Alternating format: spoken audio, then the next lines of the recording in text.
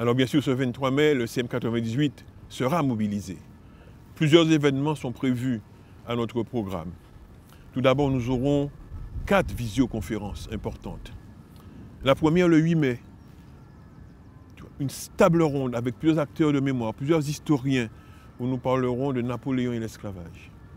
La deuxième, la troisième et la quatrième auront pour objet d'essayer de comprendre pourquoi, 20 ans après le vote de la loi Taubira, la mémoire de l'esclavage est encore dans la tourmente. Le 22 mai, le samedi 22 mai, nous organiserons ce repas en mémoire de nos aïeux que nous avons décidé d'instaurer et d'instituer depuis l'année dernière. Et enfin, le 23 mai, nous irons sur tous les monuments que nous avons contribué à édifier en région parisienne, à Creil, à Sarcelles, à Saint-Denis, à Grigny, sur lesquels sont gravés les noms de nos aïeux. Nous les couvrirons de fleurs. Il faudra à ce jour-là que tous ces monuments, on ne puisse plus voir que des fleurs. Ce sera pour montrer au monde que pour nous, leur mémoire, ça compte.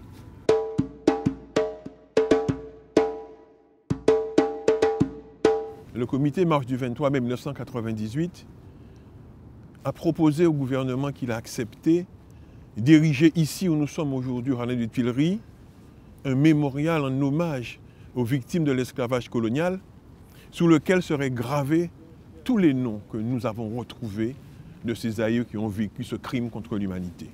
Le processus est bloqué aujourd'hui. Vous savez pourquoi il est bloqué? Mais parce que les artistes qui ont été sélectionnés n'ont pas respecté la clause essentielle, l'une des clauses essentielles de ce mémorial, qui est l'inscription permanente des noms pour redonner la dignité à ces esclaves. Eh bien, voyez-vous, le président a bloqué le processus à juste raison. L'élément essentiel est la reconnaissance de ces victimes de l'esclavage colonial. Mais là aussi, nous n'avons pas de calendrier. Nous savons que cette année, il n'y aura pas d'inauguration. Il n'y aura même pas, d'après ce que nous savons, d'annonce de l'État sur la question.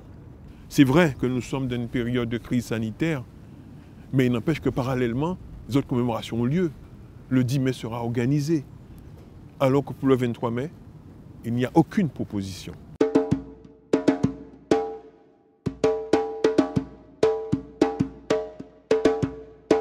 J'ai décidé de démissionner du conseil d'administration de la Fondation pour la mémoire de l'esclavage. À l'origine de ma décision, c'est une position fondamentale que je veux exprimer. Je veux dire à la République qu'elle fait fausse route sur la question de la mémoire de la traite et de l'esclavage colonial.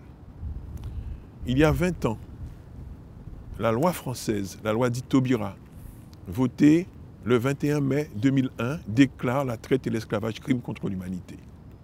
Dans tout crime contre l'humanité, il convient d'abord et avant tout d'honorer les victimes. Cela n'a jamais été fait par notre République. Et je pense que c'est une question de fond. Et la Fondation, dont le rôle est de conseiller le gouvernement, d'appliquer la politique du gouvernement avec des moyens énormes, son rôle, c'est justement d'expliquer au gouvernement qu'il est aussi important de commémorer l'abolition et les abolitionnistes que de commémorer et que d'honorer les victimes de l'esclavage colonial.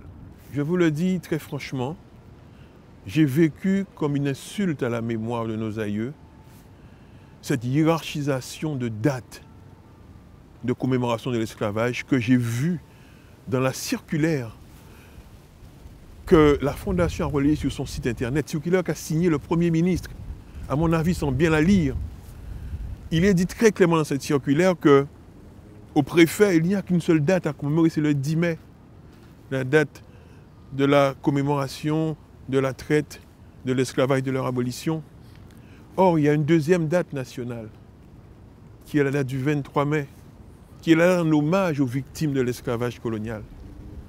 Dans tout crime contre l'humanité, c'est d'abord les victimes qu'il convient d'honorer.